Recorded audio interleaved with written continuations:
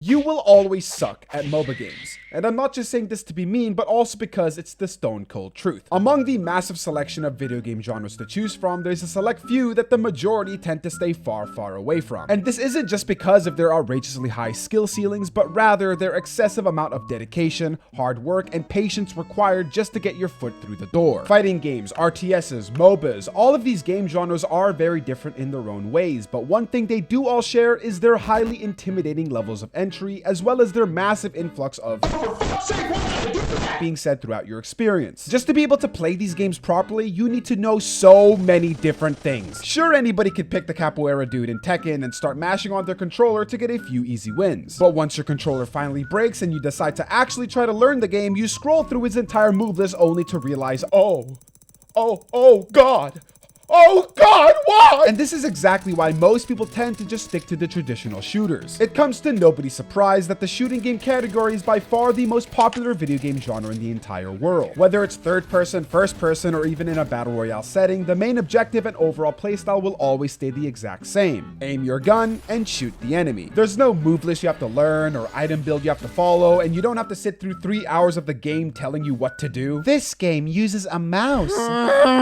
Shooters are very simple upon first picking it up, where you can then learn the more advanced tactics and strategies throughout your playtime. And this is exactly why we see so many brand new shooters being released every single year. They always seem to do well considering they remain fairly welcoming and accessible to the average gamer. But with that being said, this doesn't mean that it'll always be successful without fail. On top of that, being considerably good at a particular shooter will always end up being more rewarding than being good at any other type of video game, since shooting games consist of something not a lot of other games possess, which is legacy skill. Legacy skill is a player's knowledge and expertise that they gain over time by playing a game repeatedly. This knowledge can give a player an advantage over new players and is often specific to a particular— yeah, I fucking ChatGPT'd it. Okay, so what are you gonna do, huh? What are you gonna do, huh? Sue me? Basically, your ability to aim is a massively desired skill because not only does it truly define how skillful you are, but also because you're able to carry over this expertise to almost every other shooting game you want to play. Sure, there are different aspects to every shooter that have absolutely nothing to do with how well you aim, like movement in Apex Legends and utility usage in Valorant. However, when it ultimately comes down to the moment of who's actually the better player, if you want to kill someone, you're gonna have to actually try to aim. You're gonna have to actually try to aim at them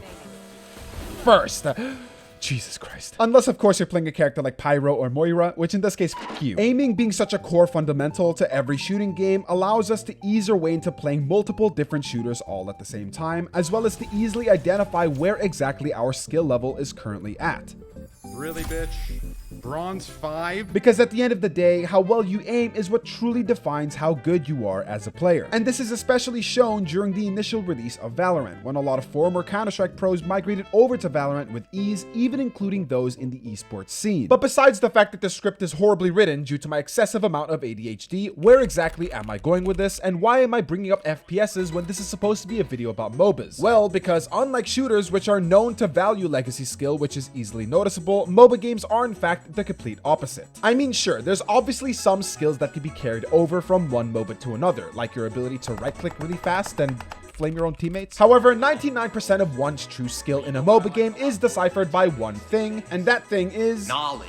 Knowing what heroes to draft, what heroes to ban, each and everyone's abilities, cast ranges, cooldowns, cockside, and even the most general MOBA strategies known to man, such as micro and macro management. Things that you would expect to be also considered a legacy skill are unfortunately anything but, since these things also drastically change and are very different in every MOBA game you'll ever play. Legacy skill in MOBAs are strictly tied to the game's franchises, whereas legacy skill in shooters are more so tied to the game's genre. And it's because of this inflexible, highly demanding requirement of knowledge that makes it very rare to find users who play both League and Dota, let alone be good at both of them at the same time.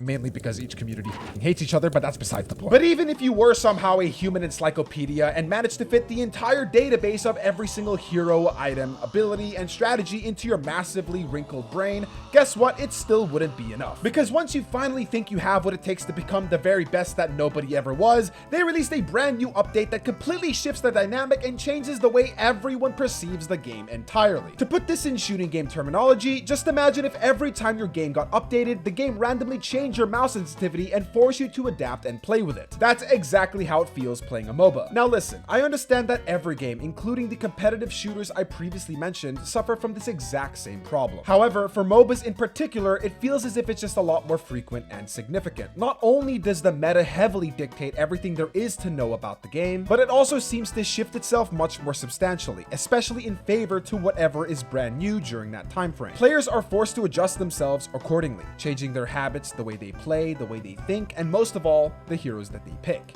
Unless it's Abaddon, of course. Yeah, trust me, you'll always be picking Abaddon no matter what happens. And this is especially shown if you go and look back at all the different TIs that have happened throughout Dota 2's history. From the infamous rat meta, to zoo creeps, to aura stacking, to Medusa.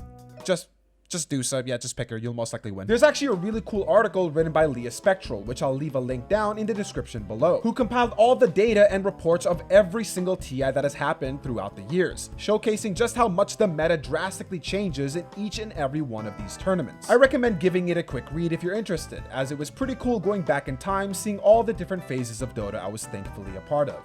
Back when I actually enjoyed playing the game. And this type of change isn't only specific to Dota, as it happens to League just as much. A popular streamer known as the Baus FFS popularized himself for his unconventional playstyle, which involved running it down. No, not like that. Running it down, not caring at all, and always pressing onwards no matter what. He would average around 10 deaths every single game, sometimes without even getting a single kill on the board, but this didn't even matter to him because he just kept winning. This absolutely fearless playstyle would grant him massive success, claiming Challenger every single season, even on the most competitive server. And while most people may write him off as just lucky, it's actually mainly because his strategy solely worked on abusing a certain system within the game. The bounty system. Riot became aware of this and not only completely reworked the bounty system from the ground up, but also made sure that the Baus knew that he was the person they were targeting, forcing him to make a change in his playstyle. He's not referring to me, Chad. Relax. Bro, he's not referring to me. Relax. This means the solo inting Scion is not going to generate bounties on the target as hard. Okay. But also, Okay, solo inting might... Scion is going to essentially fall down more slowly. All right, that might be a reference actually.